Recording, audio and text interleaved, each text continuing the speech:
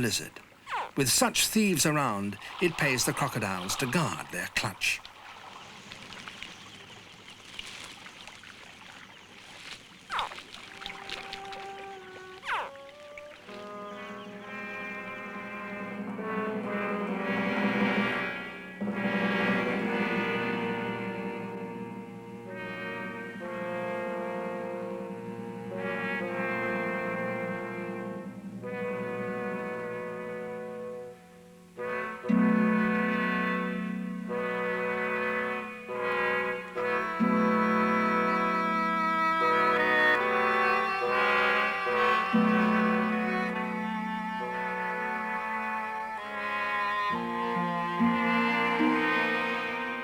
It's tempting to think that the great dinosaurs may have cared just as delicately for their babies.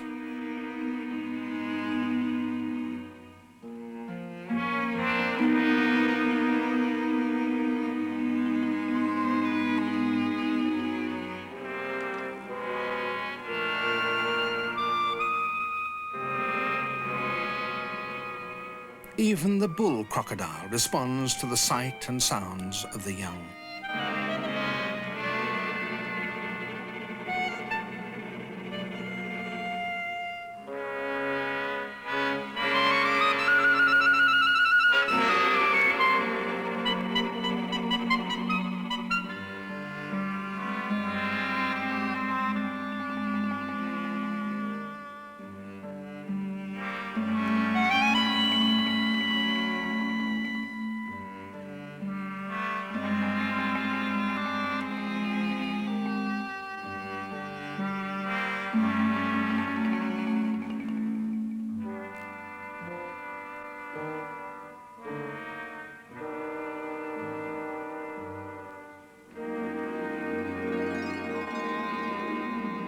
Like all reptile hatchlings, the young are miniature versions of the adults and capable of finding food for themselves from the moment they leave the shell. Snakes are so unobtrusive that it's difficult to appreciate just how many there are, except at special times. One such occasion occurs every spring in southern Canada.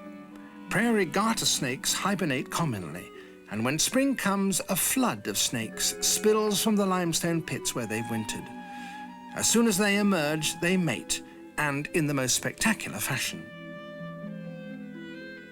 Each female leaves a trail of sexual scent which excites and attracts up to 100 of the smaller males, which frantically struggle to become her mate.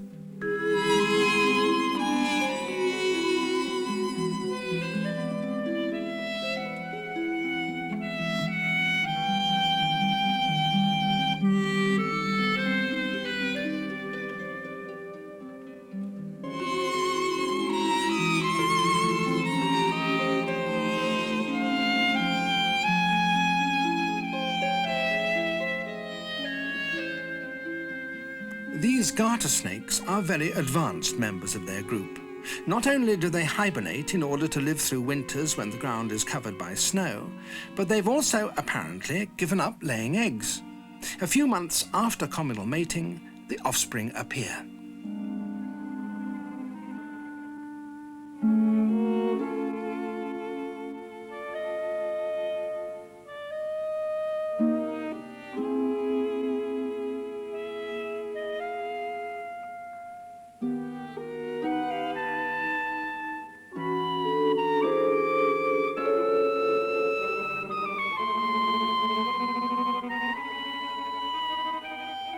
While most snakes lay and abandon their eggs, the female garter snake has become a mobile incubator. She retains her batch of eggs inside her for protection. She even contributes to the nourishment of the embryos over the course of 3 months, until the time comes for them to be born. So feathers have enabled birds to master the air, but they're also particularly suited to display in courtship. The birds of paradise from Papua New Guinea have exploited that potential to an extraordinary degree.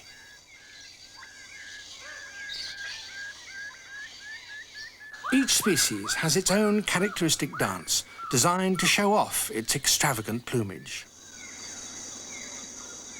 The Emperor of Germany's bird of paradise has developed a most surprising climax to his performance.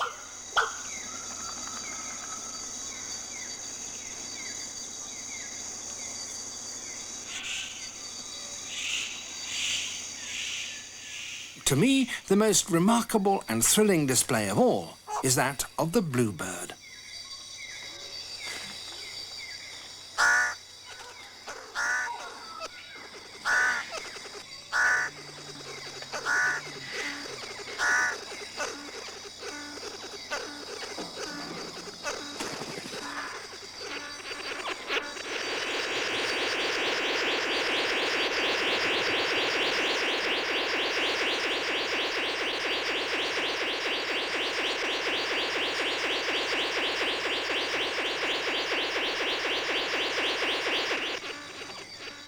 As he quivers and trembles before the female, he sings as extraordinary and unbirdlike a song as comes from the throat of any bird.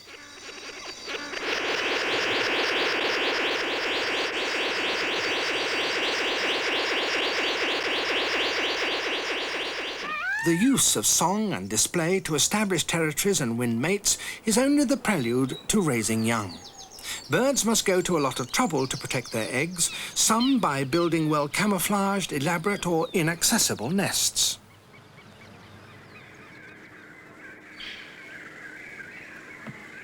Because of the need for lightness in the air, birds have never been able to carry their developing young inside them, and so they have to devote time to incubation.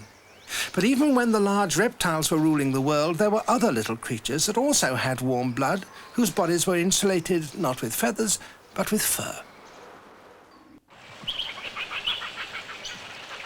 When specimens of this creature first reached Europe from Australia at the very end of the 18th century, people refused to believe their eyes.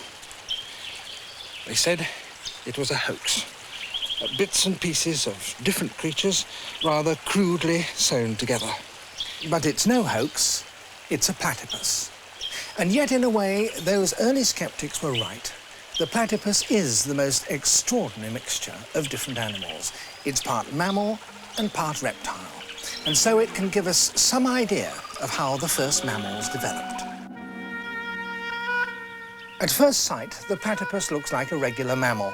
It has, after all, dense, soft fur, which is one of the hallmarks of mammals.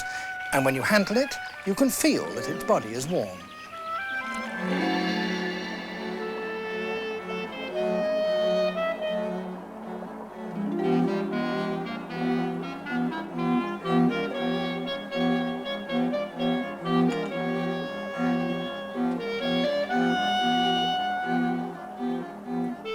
Its feet are webbed for better swimming, rather like an otter's.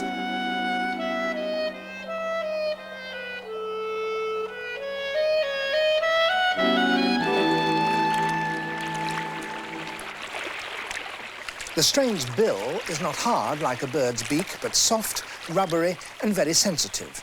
And the platypus, which has poor eyesight, uses it to find its food, crayfish and other water-living creatures.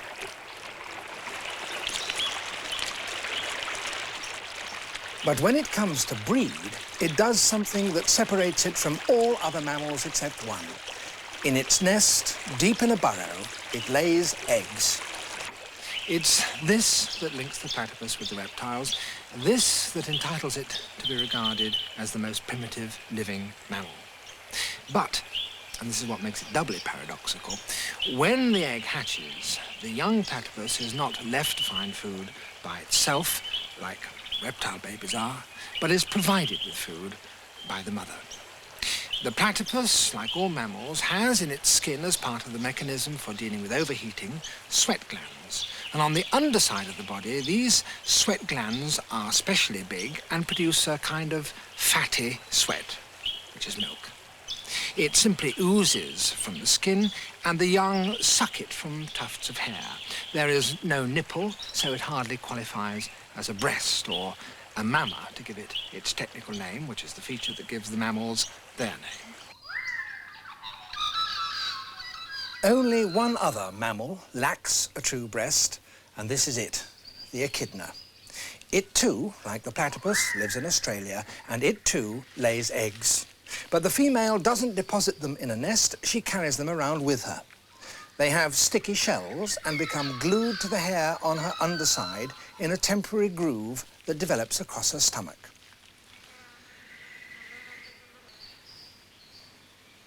Each is no bigger than a pea, and after 10 days, it hatches.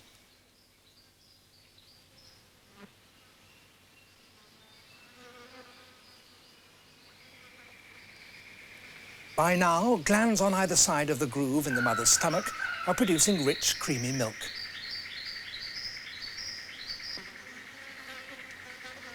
The baby echidnas remain inside the groove for the next 8 weeks, steadily taking in milk and growing.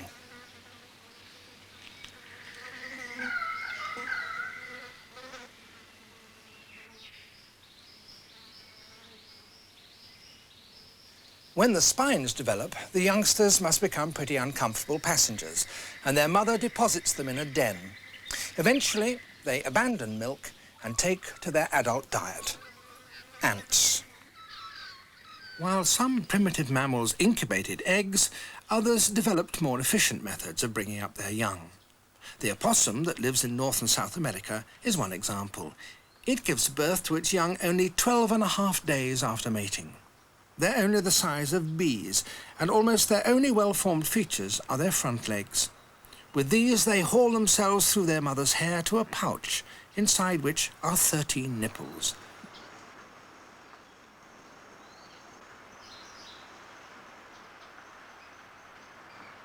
Each tiny infant fastens onto one and begins to take milk.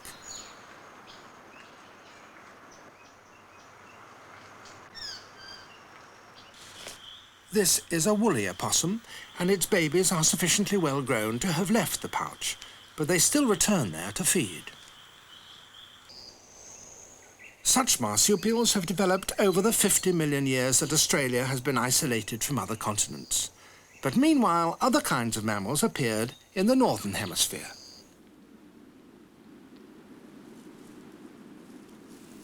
They developed a new technique of reproduction. They retain their babies inside them until they're well developed, nourishing them with a placenta, a pad rich in blood vessels implanted in the womb and linked to the young by a tubular cord. Rabbits don't open their eyes until several days after birth, but a young placental mammal can be ready for action almost as soon as it leaves its mother's body. A young wildebeest can run within minutes of birth, although it's a little groggy at first.